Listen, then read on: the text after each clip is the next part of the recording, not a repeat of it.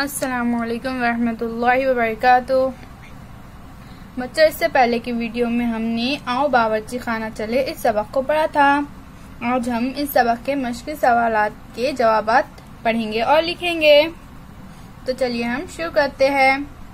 हमारा पहला सवाल है, अलीफ क्या करेंगे भला। यहाँ पर हमें नीचे ये सवाल दिया गया है, हमें ये सवाल पढ़कर बताना है कि हम क्या करेंगे।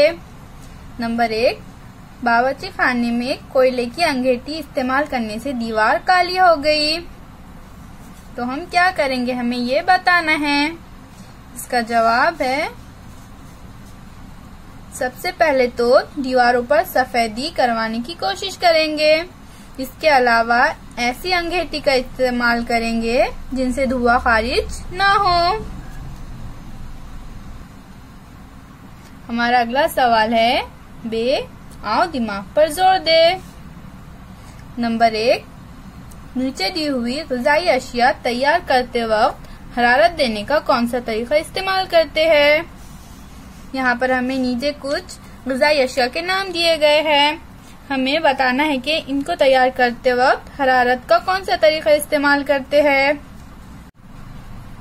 अलिफ ढोकला, बे दाल जिसको आमटी भी कहते हैं, जीम पूरी, पूरी को करंजी भी कहते हैं, दाल बेसन, हे बासंदी, वाव शोरबा सूप। हमें बताना है बच्चों, इनको पकाते वक्त हरारत के कौन से तरीके इस्तेमाल किए जाते हैं। तो चलिए हम देखते हैं कौन से तरीके इस्तेमाल किए जाते हैं। जवाब अलीफ ढोकला, ढोकले को तैयार करते वक्त इसे भाप में पकाना पड़ता है। बे दाल आमटी, उबालना, दाल को उबाल कर पकाते हैं। जीम पूरी करंजी, तलना, पूरी को तल कर पकाते हैं। दाल बेसन, कम तेल में तलना, बेसन को भी तल कर पकाते हैं लेकिन इसे कम तेल में तलते हैं। हे बासंदी, दूध को देर तक उबालना और इसे हिलाते रहना। बासंदी को तैयार करने के लिए दूध को देर तक उबालते हैं और इसे हिलाते रहते हैं। वाओ शोरबा, सूप, उबालना, शोरबा यानी सूप को उबालकर बनाया जाता है। नंबर 2, दूध से तैयार होने वाली ग़िज़ाई अशिया की फहरिस्त बनाओ। यहाँ पर बच्चों हमें दूध से तैयार होने वाली ग़िज़ाई अशिया की फहरिस्त बनाना है। ग़िज़ाई अशिया यानी जो चीजें हम खाते हैं। जवाब, दूध से कई मजेदार खाने की चीजें बनती है, जैसे दही, लस्सी, छाछ, पनीर, पेड़ा, बर्फी, मावा, बासंदी, खीर, आइसक्रीम, कुल्फी, रबड़ी, श्रीखंड। यह सब चीजें दूध से तैयार होने वाली है। नंबर 3, गीला चना इस्तेमाल करके कौन कौन सी ग़िज़ाई अशिया बनाई जाती है। इसका जवाब है बच्चों, जवाब गीले चने को पानी में भिगोकर इसको सालन में इस्तेमाल करते हैं। इसे दाल के तौर पर भी पकाकर खाते हैं। इसको पीसकर इसका इस्तेमाल पूरन पूरी बनाने में भी करते हैं। इसे कई सब्जी में शामिल करके सालन बनाया जा सकता है, जैसे लौकी, तुरई वगैरह के साथ। इसको पीसकर कई मजेदार पकवानों में शामिल किया जा सकता है, जैसे पकोड़े, लड्डू, ढोकला, सेव, आलू वड़ा वगैरह। नंबर 4, सब्जी मंडी से लाई गई बास तरकारियाँ हम बगैर पकाए खाते हैं। ऐसी तरकारियों की फहरिस्त बनाओ।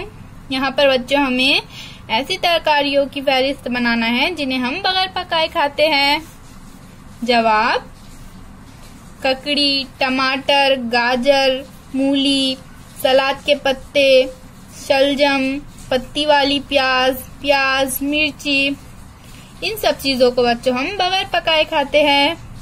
हमारा अगला सवाल है, दाल मुख्तसर जवाब लिखो। नंबर 1, ग़िज़ाई अशिया बनाते वक्त हरारत देने से कौन से फायदे होते हैं?